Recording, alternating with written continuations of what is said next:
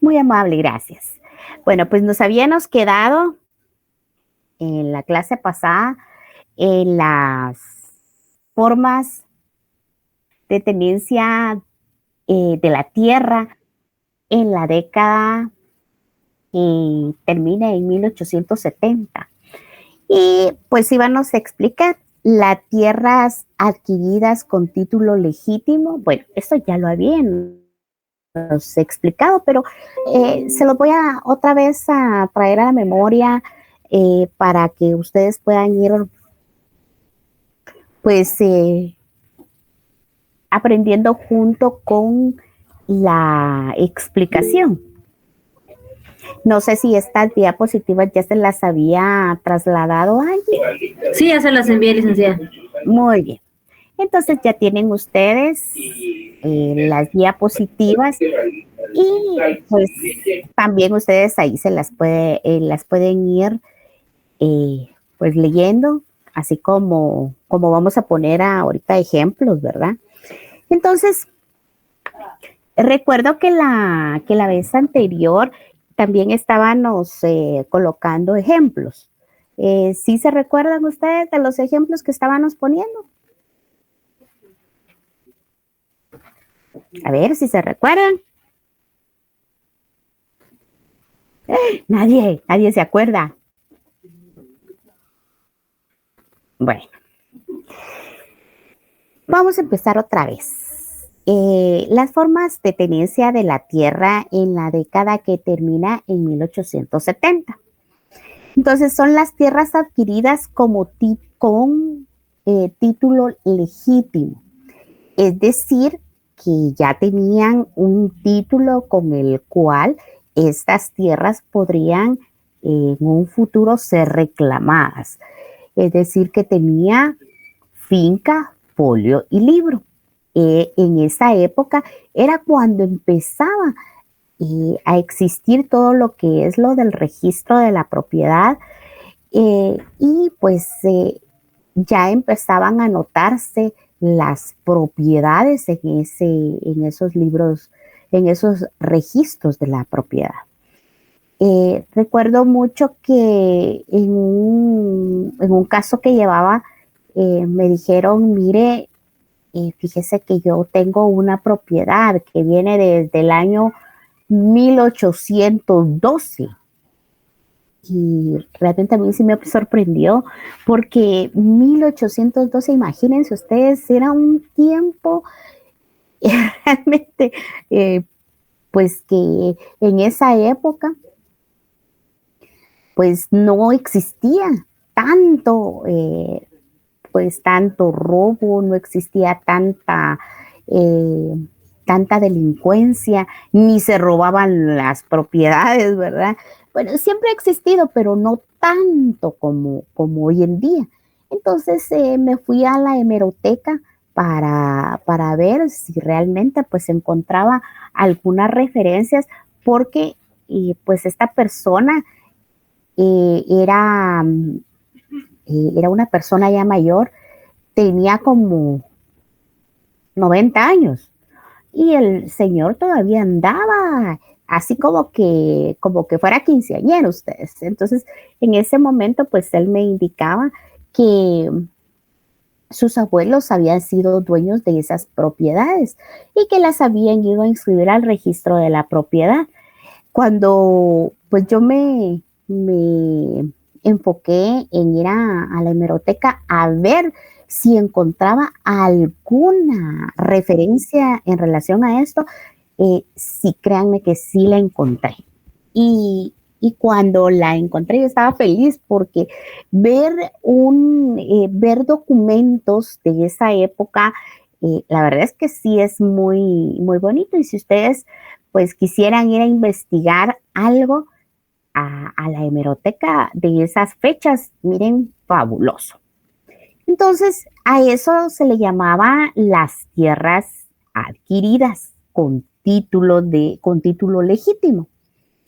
También estaban los terrenos poseídos por personas que carecían de título de propiedad. Hasta la fecha aún tenemos propiedades o tierras que tienen posesión, no tienen todavía eh, folio, finca, folio y libro. Entonces, cuando estas tierras poseídas, por ejemplo, en los departamentos, creo que ahí es donde más se ve. Aquí en la capital es muy raro, pero en los departamentos sí se ven las tierras que tienen posesión. Eh, Hablaba en una oportunidad una persona que vive en Izabal, otra persona me habló que vive en Petén, y sin ir muy lejos, porque me fui muy lejos a Petén. Entonces me habló también permítanme que mis audífonos están cayendo. Eh, Hablábamos de Petén, pues Petén está muy lejos, ¿verdad? Vámonos aquí cerquita, donde yo tengo mi oficina, en Santo Domingo, Chinacó. Ahí hay muchos, pero miren, muchos terrenos que están aún en posesión. ¿Qué significa esto? Que no tiene finca, folio y libro. Entonces, si no tiene finca, folio y libro, se les llaman posesiones. Y estas posesiones vienen y los dueños que las poseen actualmente tienen que venir y hacer un procedimiento que se llama titulación supletoria para que ya se conviertan o ya la conviertan en finca, folio y libro.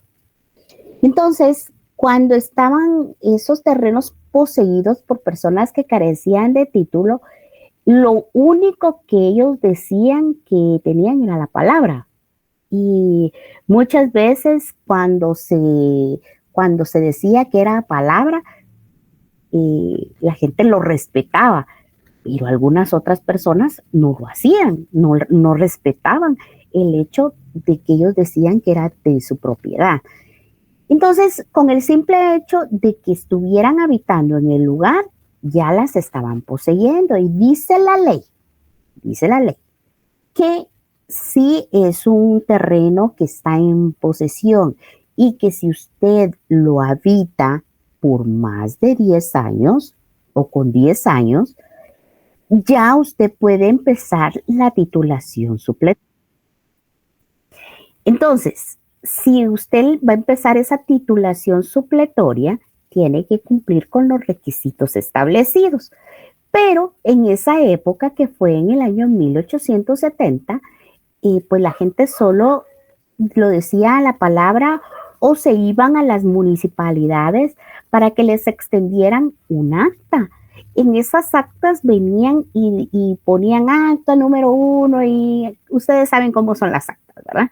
Entonces ahí ponían que eran, pues esas propiedades era de fulano de tal.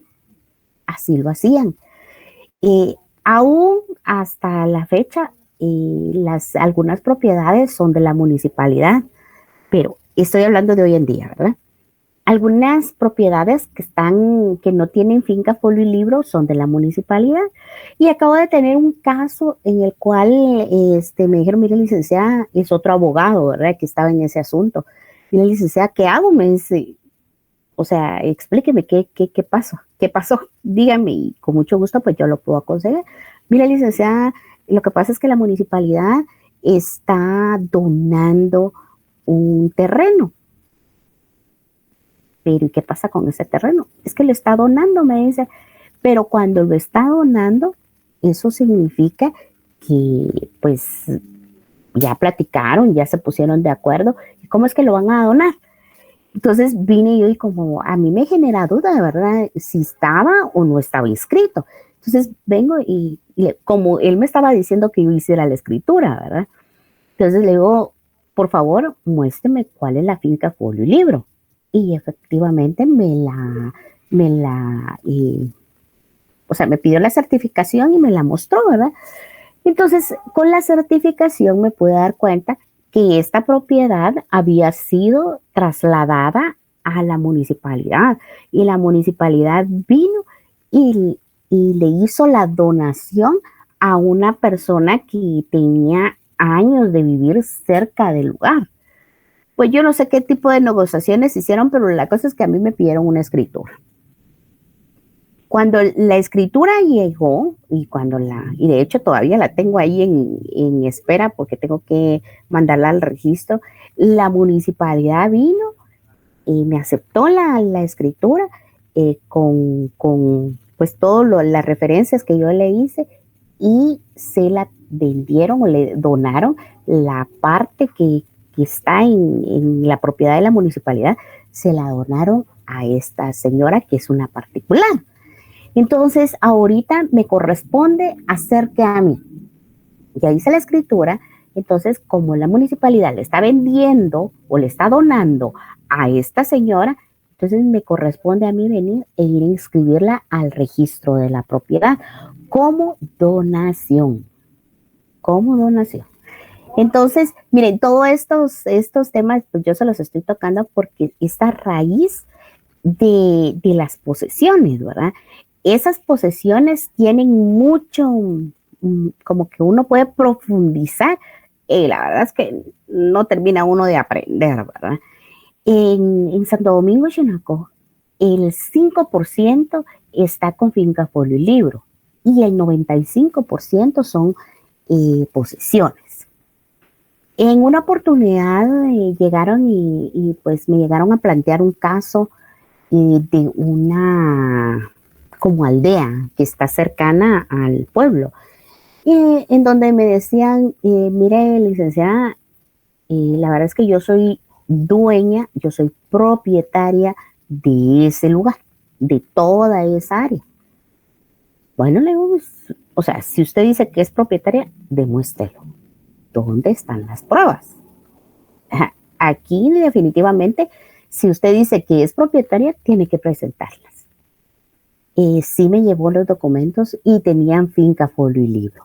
Pero créanme, era una comunidad, o sea, ya esa aldea ya estaba formal, ya estaba repartida. Me levantó la mano Andrés, ¿qué manda? Muy buenas tardes, licenciada. Con una consultita respecto a lo que estaba mencionando de los 10 años, tengo una duda. Sí. En este caso, por ejemplo, para llevar un control, uno tiene que ir a la municipalidad para decir, o cómo es o cómo puede llevar un control, porque bien puede ser una persona que lleva 10 años en esa propiedad, que no tiene ni folio ni los requisitos que se necesitan, y tal vez no haya llegado los mínimos requisitos, por ejemplo, los 10 años. Entonces, ¿cómo lleva un control uno en ese sentido? O uno va a la municipalidad o va con un abogado para que le lleve el control de los años que lleva en esa propiedad, licenciada. Es una duda que se me surgió. Claro, Andrés, con mucho gusto le respondo. Normalmente uno tiene vecinos. Entonces, cuando uno hace una solicitud para hacer una titulación supletoria, le piden testigos. Esos testigos van a declarar delante de un juez competente, van a declarar que son sus vecinos por más de 10 años. Y es la pregunta que les van a hacer. Número uno. Número dos, bueno, eso es como notario, uno lo tiene que aconsejar, ¿verdad? De que si no tiene papeles, no tiene en qué basarse, y hoy en día, pues surgen tantas cosas, ¿verdad? Hoy en día, pues tiene que presentar un documento. ¿Cómo lo va a presentar? Diciéndole al abogado, mire, eh, abogado, fíjese que esto y esto pasó. Entonces el abogado le va a decir, bueno, haga una escritura. Le vamos a hacer una escritura de declaración de derechos de posesión. ¿Por qué va a hacer esa declaración? Porque viene y el abogado no es el que va a tener la culpa si pasa algo, ¿verdad? Sino que va a venir y el que está diciendo que es propietario está declarando bajo solemne juramento que él ha poseído esa propiedad pacífica, continua, de buena fe y a título de propietario de ese terreno. Entonces, todo esto que les estoy mencionando tiene que ir dentro de la escritura.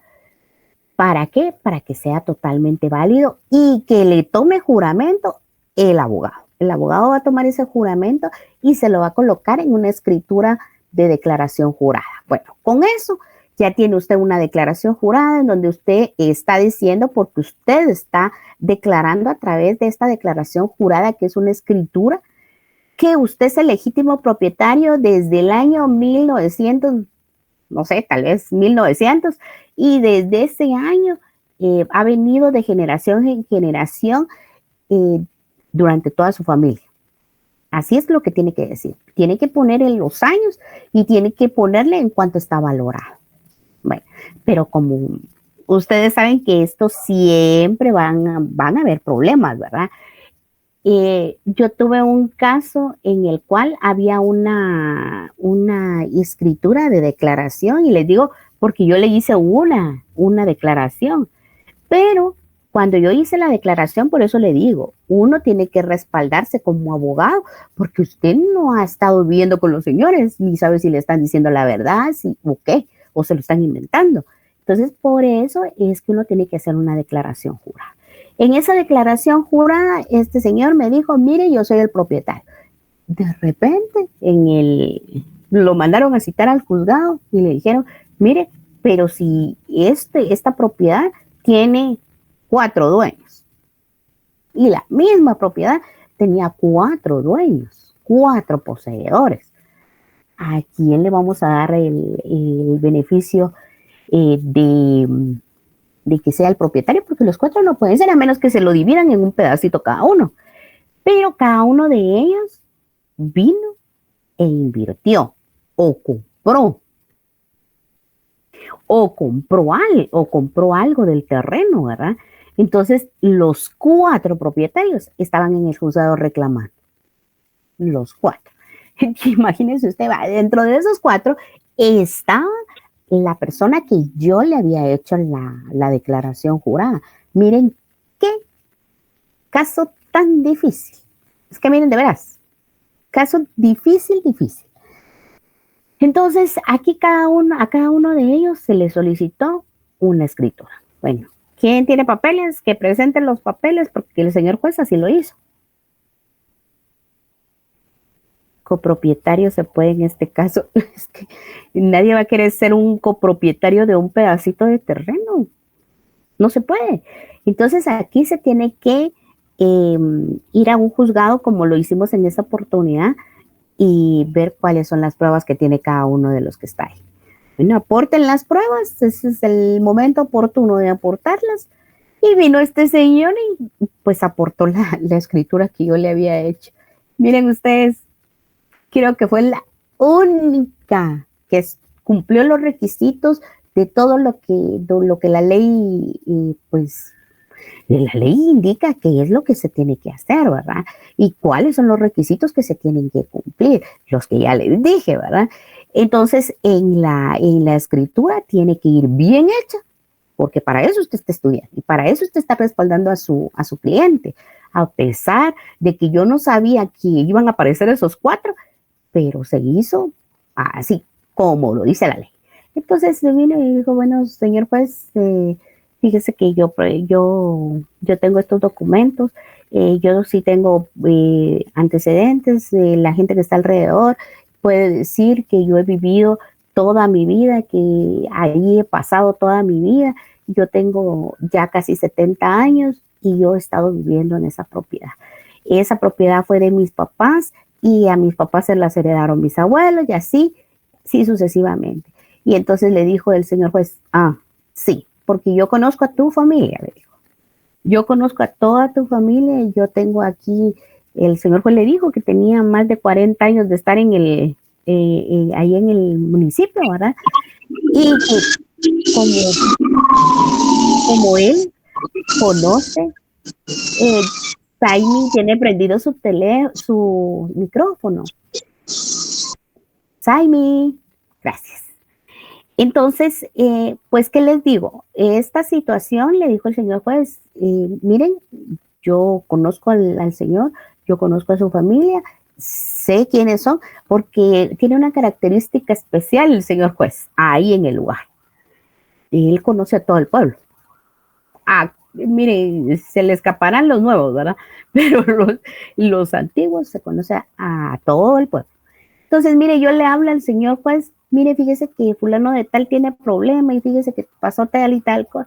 Sí, ya sé de quién me está hablando y que no sé.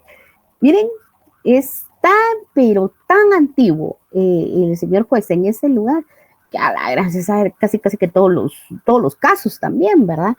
Entonces le dijo así.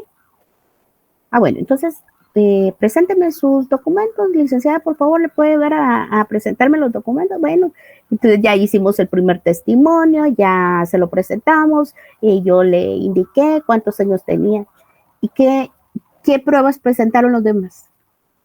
O sea, yo quiero ver, ¿verdad? ¿Qué pruebas están presentando para decir que ese terreno, esa posesión es de ellos? Entonces dijeron, no, yo no tengo nada. A mí me lo vendieron y me lo vendieron y hasta decían las cantidades, ¿verdad? Que se los habían vendido. Lamentablemente, esa gente perdió su dinero. Esa gente la perdió. No había forma de recuperarla porque ¿y a quién iban a ir a buscar? Si solo se los habían vendido de palabra. Imagínense. Y si yo no le hubiera hecho un documento, o si él no se hubiera puesto las pilas a hacer un documento, ¿qué hubiera pasado? ¿Qué manda Marco? Buenas tardes, licenciada. Entonces, básicamente, para respaldar este caso que usted está comentando y que el compañero Josep comentó, es, primero, pues tener las escrituras o las pruebas claras, y segundo, si no fuera el caso, en el caso de los 10 años, pues tener gente testiga que respalde que uno ha habitado el terreno durante ese tiempo, para, digamos, ahí sí que respaldar ante un juez, pues que uno también tiene cierto derecho, básicamente. Por supuesto, lo primero sería entonces la escritura de la casa, o como bien comentaba usted, los familiares, y luego, pues en este caso, testigos también sería lo más idóneo, creo. Así es, porque esto que mencionamos en este momento, estos, digamos, requisitos, también los tiene que presentar cuando hace su titulación supletoria, lo dice la ley. Entonces, estos requisitos que yo les estoy mencionando son muy importantes porque en base a estos es que pues ellos valoran, porque es la municipalidad la que manda, tiene intervención también, ¿verdad? La intervención está con la municipalidad y con el juzgado. Primero conoce el juzgado, le da un trámite específico y en determinado momento, en determinado paso, porque son, digamos, 10 pasos a seguir, digamos, en el paso número 5, interviene la municipalidad. Entonces, en la municipalidad viene, hace el respectivo informe también. En el paso número 2 también va e interroga a los testigos. Entonces ya la municipalidad en su momento ya toma las decisiones y ve si realmente corresponde y da su aceptación para que se haga la titulación supletoria que está solicitando en el juzgado. Entonces, para eso es que sirve. No es nada más que nosotros lo vayamos a tener, sirve. Y en el caso de estas personas, como ya tenían, eran generación tras generación las que se lo estaban donando y nunca habían hecho documentos, se pone específicamente en la escritura. Y en esa escritura viene y es uno de los requisitos que tiene que presentar ante el juzgado para que le acepten su titulación supletoria, que sería en el juzgado económico coactivo, porque como es en un departamento, entonces tiene que buscarse el juzgado que corresponde. Y en este caso, pues corresponde al juzgado económico coactivo del lugar o del departamento donde están sucediendo las cosas. Como yo me estaba refiriendo a Santo Domingo de Chinacó, me estoy refiriendo también a Zumpango, a Chimaltenango, a todos estos lugares, ¿verdad? Alrededor. Entonces son departamentos y tienen que buscar específicamente el juzgado donde los puedan atender. En el caso de Santo Domingo y de Zumpango, el lugar le corresponde Zacatepeques, que es la antigua, y nos tenemos que ir a la antigua, al juzgado económico coactivo. Y así sucesivamente en todos los departamentos, ¿verdad? Si me pongo a contarles para dónde vamos, sí, se nos va toda la clase por acá. ¿Alguna otra duda o pregunta? Y si no, pasamos al siguiente. No, bueno. Vamos a ver, tierras tituladas ad corpus. Bueno, miren, pues este ad corpus viene de la iglesia, ¿verdad? De la iglesia católica. Ad corpus. Así se le llama. Esos son términos de las tierras que vienen y como que poseyendo la iglesia, como siendo parte de la iglesia católica en su momento. A veces se le llamaban tierras tituladas ad corpus. Yo les mencionaba una propiedad que está ubicada en la zona 6, Santa Luisa. En esa propiedad, me imagino que en su momento fue ad corpus. ¿Por qué? Porque le perteneció a un convento, le perteneció a la iglesia para los sacerdotes. Ustedes saben que pues los sacerdotes estaban en un lado y las monjas estaban en otro, y pues en estas propiedades que están dentro de la capital, digámoslo así, ¿verdad? Tenían como posesión las iglesias. Entonces estas iglesias las ocupaban y ahí mantenían a su gente, a sus monjas, a sus sacerdotes, y eso hacía a que la gente pues obviamente se diera cuenta que no era del pueblo, sino que era de las iglesias. Los ejidos municipales y tierras comunes de pueblos de indios. Estos pueblos de indios eran como pequeñas porciones, así como la que le estaba mencionando en Santo Domingo, que era una porción, pero esa porción se volvió gigante y se volvió una aldea, y esta aldea es un gentío y cada uno tiene en posesión sus terrenos. Y ahorita con esta señora, que ya no terminé de contar el caso, ¿verdad? Esta señora que llegó a reclamar esa propiedad, ¿cómo va a sacar a toda la gente de ahí? O sea, es imposible. Aunque yo le decía que si confirmaba que tenía su finca, folio y libro, pues legalmente lo podía hacer, legalmente. Entonces esta señora me dijo, mire, aquí está, yo se lo doy para que usted haga el trabajo. Entonces yo me quedé, ¿cómo me puedo enfrentar a toda una aldea? O sea, las aldeas no son tan pequeñas, son familias que pues han estado ahí durante varios años, y esta señora dice que no había aparecido porque no sabía en dónde estaba ubicada la propiedad. Hasta en ese momento pues se dio cuenta que la propiedad estaba ubicada ahí, que quería su propiedad y que quería su propiedad. Lamentablemente yo le dije que no podía llevarle el caso. Eso, imagínense enfrentarse contra toda una población. No, aunque se gana muy bien, pero era cosa seria. Y después me va a hablar la dueña, y posteriormente llegaron los que habitaban el lugar y también me fueron a hablar.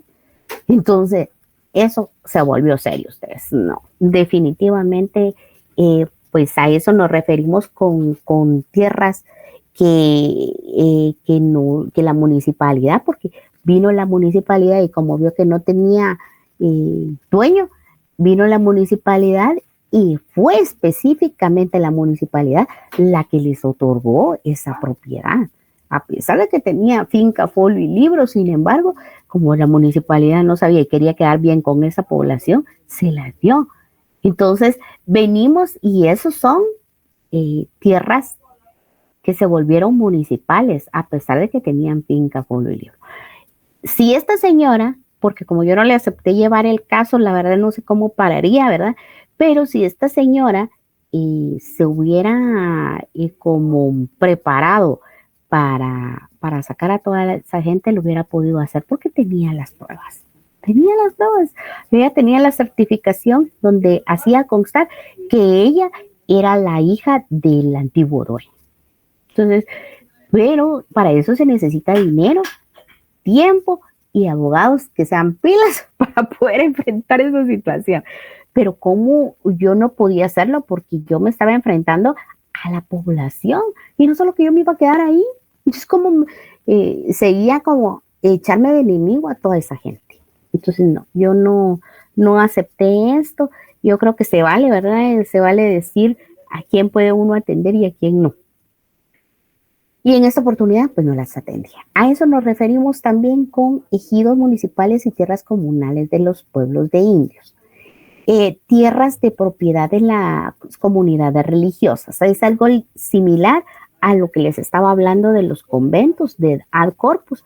Es algo similar porque esas tierras comunales religiosas como que se las hubiera quedado el pueblo religioso, como que no obtuvieron, tal vez no la obtuvieron con dinero, sino que simplemente por ser parte de la iglesia fue que se quedaron con esas tierras religiosas, ¿verdad? Y era donde les decían que esas tierras religiosas podrían ser esos conventos, pero ahorita me viene a la mente que también podría ser estos lugares donde, por ejemplo, Isinché, son lugares que son comunales, pero que también son religiosos, porque ahí habitaron ciertas comunidades, ¿verdad? Entonces, podría ser ese lugar también. Y las tierras de cofradías religiosas. Entonces, ustedes saben que las cofradías están dentro de las propiedades religiosas, ¿verdad? Y que la cofradía pertenece también a la iglesia católica, a la iglesia que tiene como su base principal en cada departamento. Entonces, estas tierras de cofradía también son tomadas en cuenta porque ahí es donde se hacen todas las actividades religiosas de la Iglesia Católica, ¿verdad? Por ejemplo, bueno, digamos que siempre, pues el ejemplo es Santo Domingo y Sinacoja. A ver cuándo van a conocer por allá, ¿verdad? Para que se den cuenta cómo es que estamos ubicados y así ustedes también puedan disfrutar de este conocimiento, ¿verdad? La cofradía hace poco fue como el aniversario del pueblo, ¿verdad? Y pues como ustedes saben, el nombre que lleva es de un santo que es de la Iglesia Católica. Santo Domingo es el santo que pues ellos tienen en el pueblo, ¿verdad? Y pueden ustedes creer que mi oficina está enfrente de la cofradía. Entonces, en la cofradía vinieron y se prepararon para actividades súper religiosas. ¿Y dónde lo hicieron? En esas tierras que les dieron a la cofradía. Entonces, miren, muy bonito, la verdad es que a mí sí me gusta pues convivir, ¿verdad? Con todo este tipo de actividades. Yo hasta tomé video, ¿verdad? Y salí de ahí, como no, se imaginan ustedes, pues sorda, ¿verdad? Porque como ahí las actividades son muy bonitas y muy ruidosas también, porque se queman una de ametralladoras de no sé cuántos metros y total es que ahí yo salí pues sorda, pero bonito, la verdad es que sí son cosas que cada pueblo tiene y cada uno pues lo disfruta. Y los que quieren disfrutarlo, ¿verdad? Los que no quieran, pues se apartan y ya. Pero en estos casos que yo le digo, ahí es donde pueden disfrutar esas tierras de la cofradía. Oía que todo el tiempo, porque como es el aniversario, ¿verdad? Están de fiesta, están del cambio de las autoridades, de la misma iglesia, y ahí mismo en ese espacio mandan a traer todos estos personajes que alegran la feria, ¿verdad? Entonces, a eso se refiere. Hay otro que son los terrenos de fundaciones de festividades religiosas. En estos terrenos de fundaciones son como donadas, ¿verdad? Donadas para que sean específicamente para esas tierras religiosas. Y esas también pues están puestas como finca, folio y libro y están a nombre de las fundaciones. Estas fundaciones muchas veces invierten, ¿verdad? Las fundaciones se hacen específicamente para estas actividades de festividades religiosas. Hoy en día también existen fundaciones para ayudar a los evangélicos, a los testigos de Jehová, a los mormones, etcétera. O sea, hay fundaciones que vienen a ayudar y traen esos terrenos, pero estos terrenos están específicamente con nombre fundamentado, ¿verdad? ¿Qué manda Hasley? Licenciada, solo para estar claro, porque no me había quedado muy bien claro. El número 4, que es ejidos municipales y tierras comunes de pueblos de indios, básicamente es como donación de la municipalidad para el pueblo, se podría decir, ¿no? Sí, podríamos decir lo que es para el pueblo, ¿verdad? Pero como ahí lo vemos a nivel general. A nivel general y dependiendo de las personas que lleguen a solicitarlo también, ¿verdad? Porque no a todas las personas se les va a hacer o a donar propiedades municipales. Yo me doy cuenta en cuestión de aquí de la capital. En la capital, definitivamente, también hay personas que tienen pedacitos de tierra, y esos pedacitos de tierra eran ejidos, porque esos ejidos son municipales. Entonces, ¿qué pasa con esos ejidos que vienen y la municipalidad, por querer quedar bien, empieza a donarlos, pero de forma verbal? Y porque si usted se acerca a estos asentamientos que están en zona 3, en zona 7, en zona 8, hay muchos asentamientos. Estos asentamientos son ejidos porque son de la municipalidad. Es una parte común del pueblo, podríamos decirlo, ¿verdad? Y viene la municipalidad y se los da a ellos, pero se los da condicionado. No le da escrituras, porque cuando le dan escrituras, pues tiene que hacer las desmembraciones, pero la municipalidad, si usted viene a averiguar, no los ha dado. No ha dado, a nadie le ha dado esas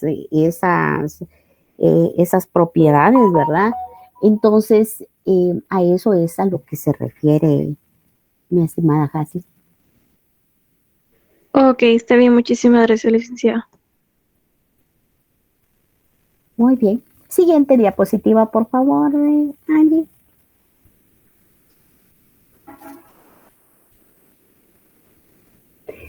Vamos a continuar entonces. Hacia el año 1849 aparece la grana, una enfermedad que dio como resultado una gran inestabilidad en las cosechas.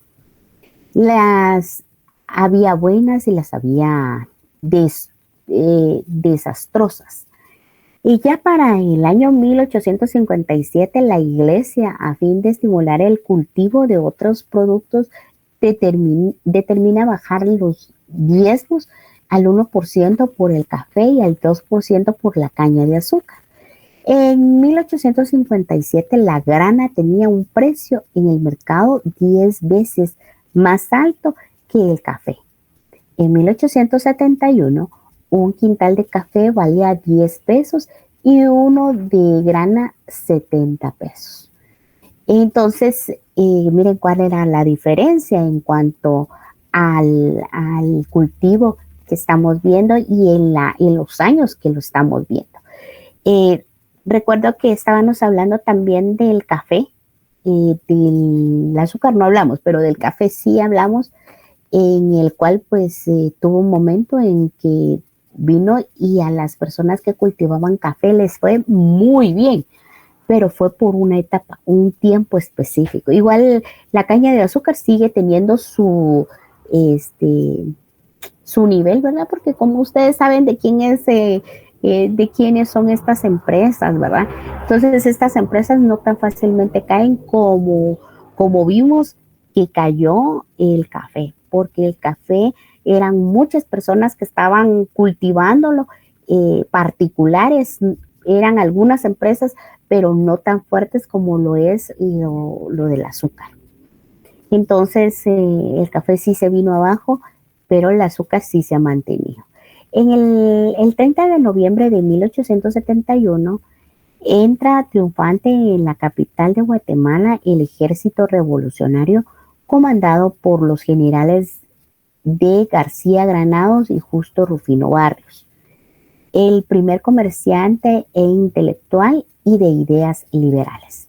El segundo era hijo de medianos propietarios de tierra y cafetaleros. El primero tribuno, cabeza visible del movimiento. El otro militar, forjado en este campo de batalla y visible brazo ejecutor. Ambos se apoyaron en aquellos que habían salido perjudicados con el problema de la grana o que necesitaban tierras para el cultivo de café, y en comerciantes que necesitaban el poder para engrandecer el comercio. Es decir, que Justo Rufino Barrios y García Granados veían tal vez la riqueza o veían que este cultivo iba a ser grande, por eso es que se enfocaban en estos cultivos, ¿verdad? Lamentablemente, pues solo fue por un tiempo, ¿verdad? Siguiente diapositiva, por favor. Ideológicamente, liberales luchaban por el desplazamiento de iglesia, que además de ser el más grande terrateniente, daban el aval político para mantener vigente la estructura socioeconómica política heredada de la colonia. Al triunfar García Granados, queda en la presidencia y Barrios se retira hacia el occidente del país, donde tenía su base social y era originario. Estando ahí, toma prisioneros a los jesuitas y demás órdenes religiosas y las expulsa del occidente hacia la capital. Este suceso le crea un grave problema a Granados, quien, presionado, se ve obligado a expulsar del país a los jesuitas y a la Orden de San Juan de Felipe Neri en 1872. García Granados trata de conciliar los intereses de conservadores y de los liberales también, reflejando la no comprensión del proceso de cambios históricos que se había abierto. Los dos generales entran en una lucha en la cual Justo Rufino Barrios desplaza a García Granados. Bajo pretexto de la guerra en Honduras, deja de interino a Barrios, quien de inmediato expropia las tierras de las comunidades religiosas indígenas y los terrenos de las fundaciones de festividades religiosas. Entonces, ahí definitivamente esas dos tierras pues empezaron a sufrir los cambios, esos cambios religiosos, esos cambios de esas fundaciones que habíamos visto en los numerales anteriores. Siguiente, por favor.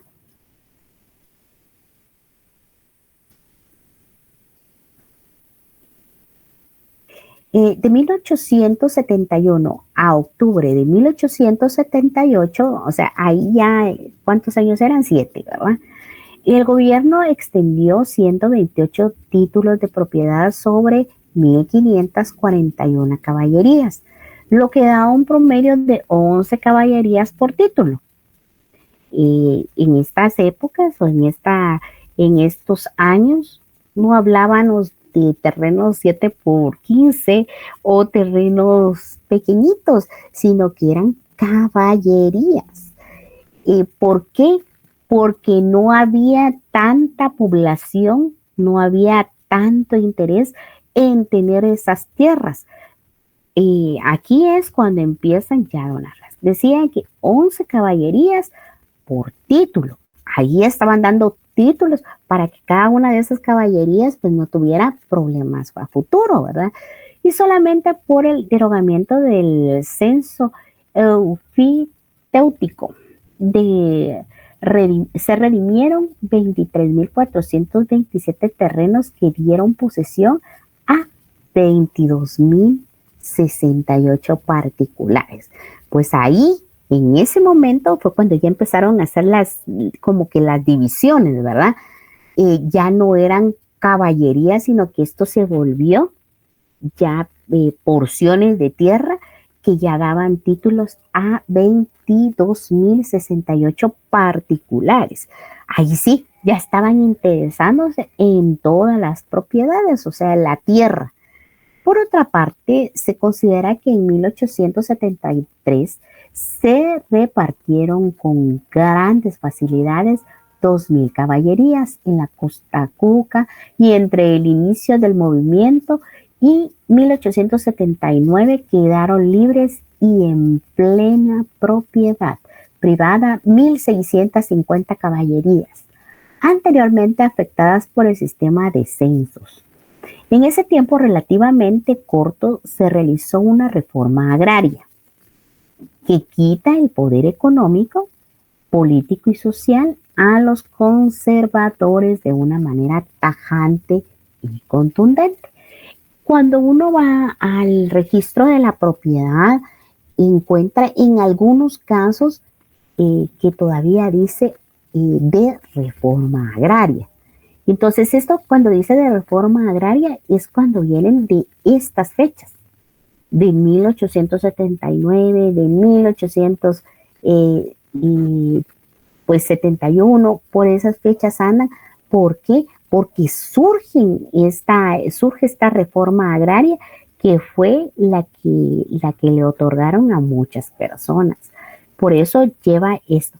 Incluso cuando usted va al registro de la propiedad, le dicen de qué departamento y uno pone de Guatemala cuando es aquí de Guatemala. O pone de qué, de San Marcos, por decírselo de esa forma. Él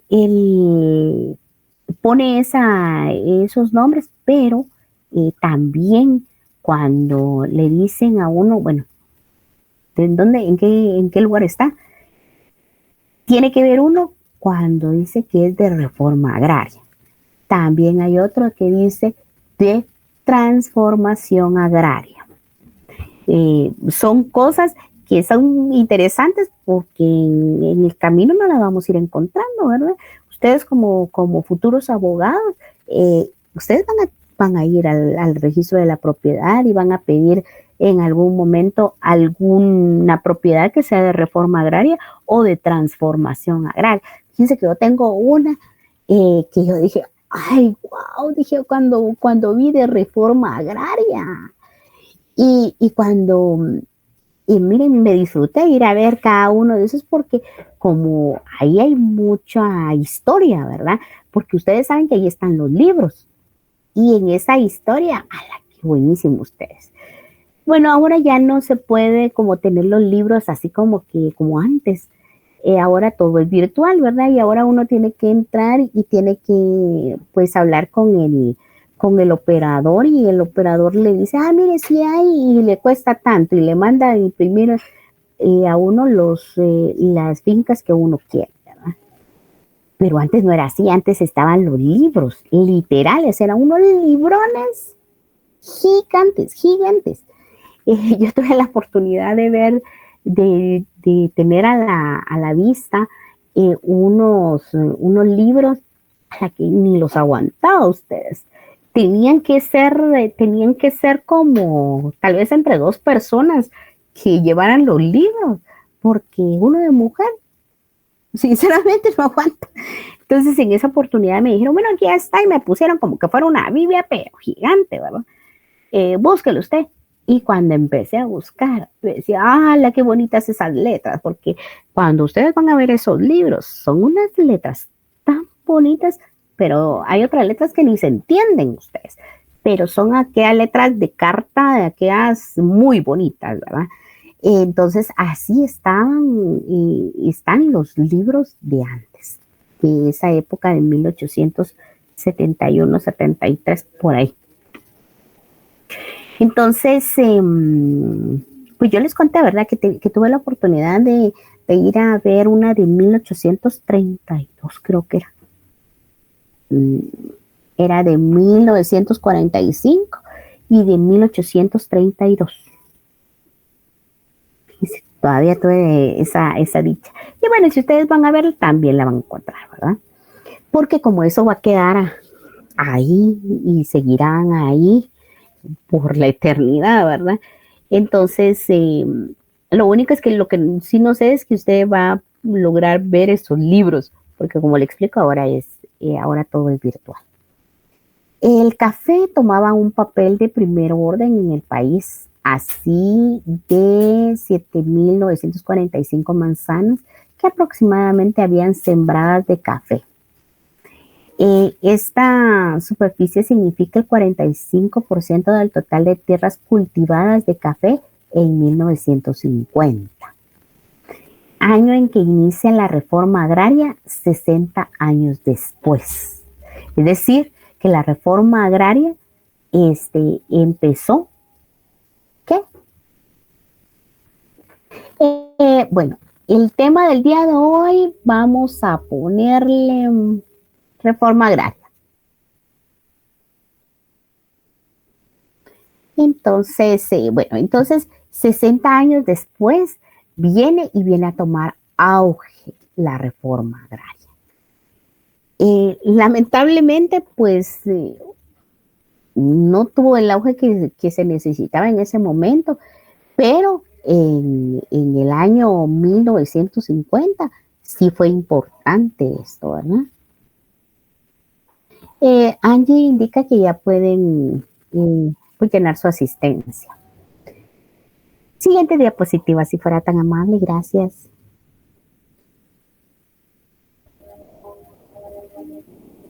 Vamos a ver la reforma agraria, decreto 900, como consecuencia de la revolución de octubre de 1944. Entonces, vamos a adelantar un poquito de esta reforma y como consecuencia de la revolución de 1944. La reforma agraria contextualizada en el régimen revolucionario entre 1944 y 1952. Durante este periodo trató de poner fin a la propiedad y a la relación social feudal en el campo, en un intento de llevar el país hacia un desarrollo capitalista a través de una política de industrialización, cuyo objetivo era realizar cambios en las relaciones propias y en las formas de explotación de la tierra. La ley de la reforma agraria, decreto 900, entró en vigor el 17 de junio de 1952. Tómenlo en cuenta, subráyenlo, porque esta es pregunta de examen. Eh, Otra vez, la ley de la reforma agraria, decreto 900, entró en vigor el 17 de junio de 1952. En la Dirección General de Estadísticas levantó un censo de población agropecuaria. La propiedad minifeudal destacaba su presencia en regiones más pobladas y más empobrecidas en el territorio nacional. El censo demostró relaciones feudales y semifeudales de producción agrícola, trabajo de servicio servil y esclavo. Su producto más importante en el comercio exterior era el café y el banano. Esto estamos hablando de la reforma agraria, decreto 900. Y siguiente, por favor. En esta época del decreto 900, lo que más se cultivaba era el café y el banano.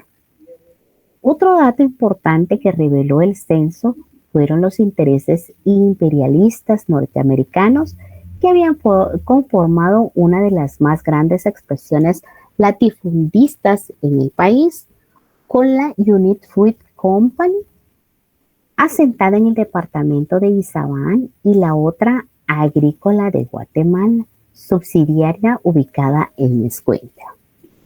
Fíjense ustedes que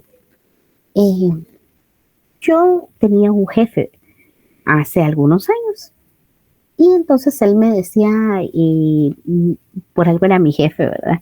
Era antes de que yo me graduara, incluso antes de que fuera a examinarme para entrar a la universidad. Y él lo puedo decir porque él ya falleció, ¿verdad?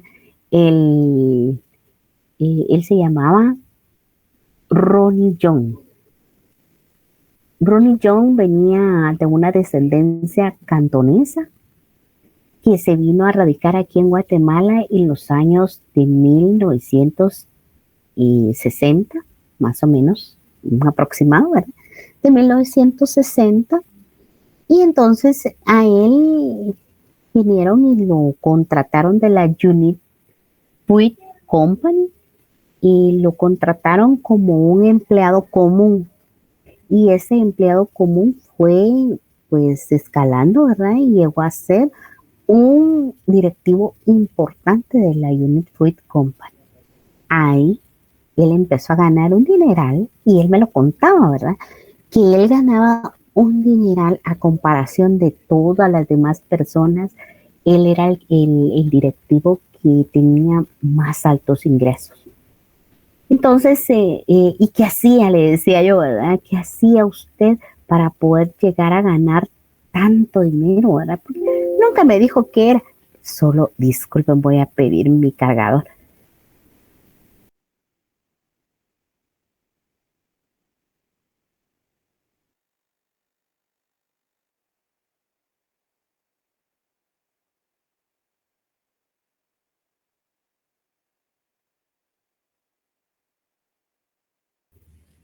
Entonces, pues yo le decía qué era lo que él hacía para poderse ganar todo ese dinero. Y él decía hablar inglés, porque se había preparado para inglés, hablar cantonés, hablar francés. Todos los idiomas se los sabía ustedes. Todos los idiomas. Eh,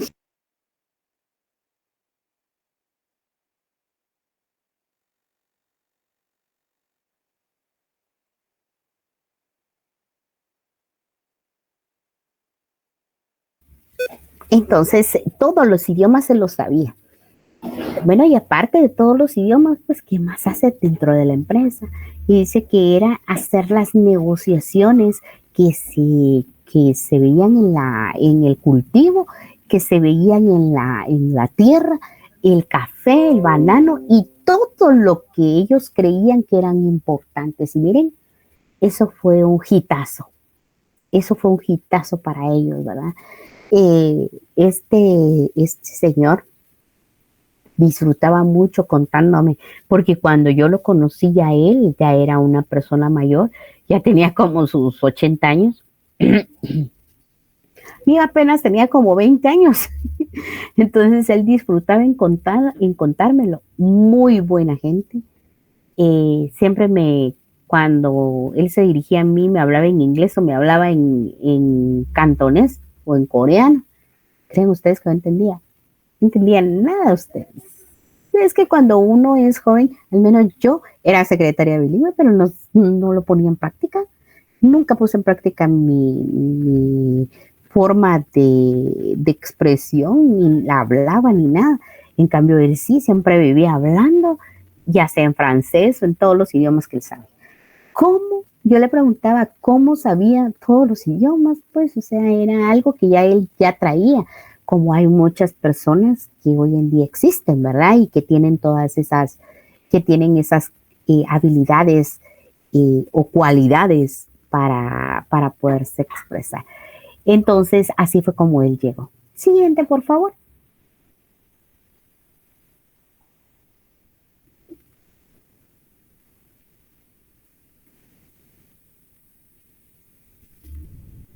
Objetivos del decreto 900, Ley de Reforma Agraria. ¿Cuáles eran esos objetivos? La ley de la reforma agraria o decreto 900 era liquidar las relaciones feudales de producción y pasar a la forma capitalista, preparando el paso para la industrialización del país. Esto viene como a hacer esos cambios de lo poquito, pues ya se está volviendo más grande y así pues ya se vuelve una industria. Número 2, desarrollo de la economía capitalista campesina y la economía capitalista de la agricultura en general. Número 3, dotación de tierras a los campesinos desposeídos, proporcionando asistencia técnica, ganado, fertilizantes en general.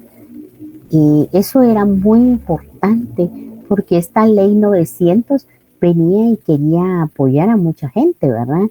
Y de hecho, pues sí lo logró, aunque no a todas, pero hizo algo.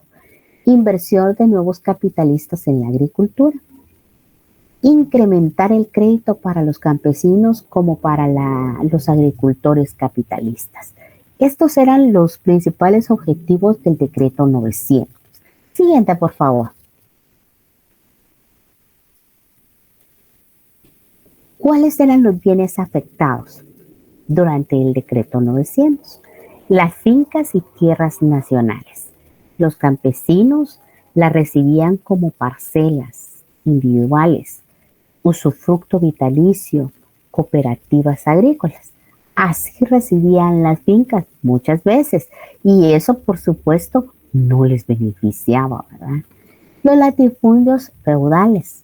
La propiedad privada que no estuviera cultivada se expropiaba a favor de los campesinos o del Estado. A eso se referían los latifundios feudales. Las tierras municipales.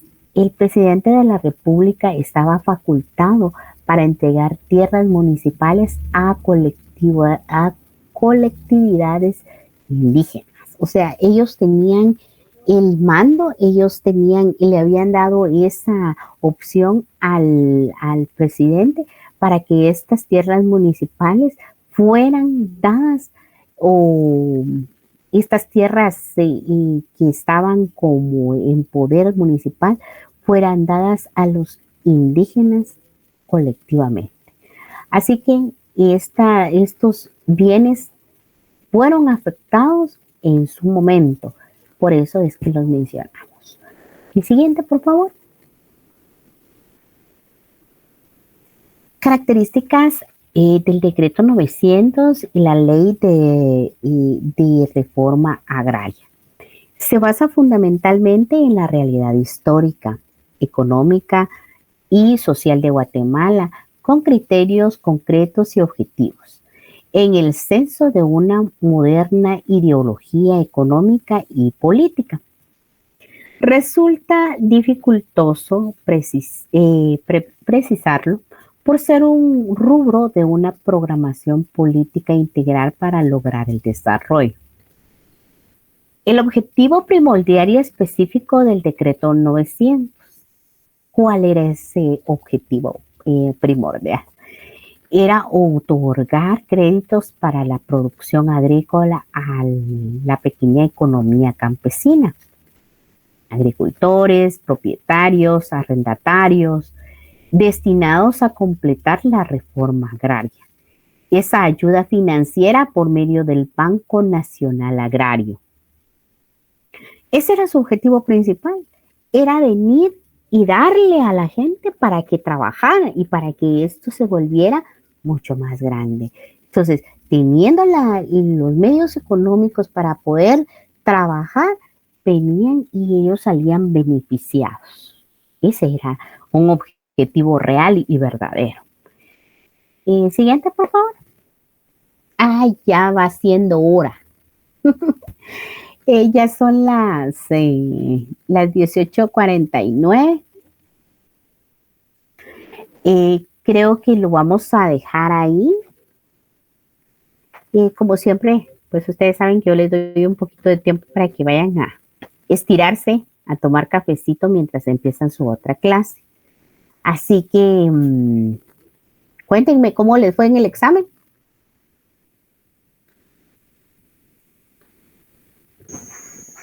Muy bien, licenciada. Muy bien. Bien, licenciada, gracias. Excelente, licenciada. Lo Bien, sé. gracias. Muy bien, licenciada. A ver, Nelson, ¿por qué le fue mal? Porque solo 25 puntos saqué, licenciada. Te hacen falta 5. Nada más. Sí, porque Sí, yo tiene razón. pensaba que iba a sacar mis 30, pero bueno. Tal vez fue porque no me contestó la última serie. Hay algunos que no me Bien, contestaron. licenciada, se la con el contesté y hasta con fundamento legal.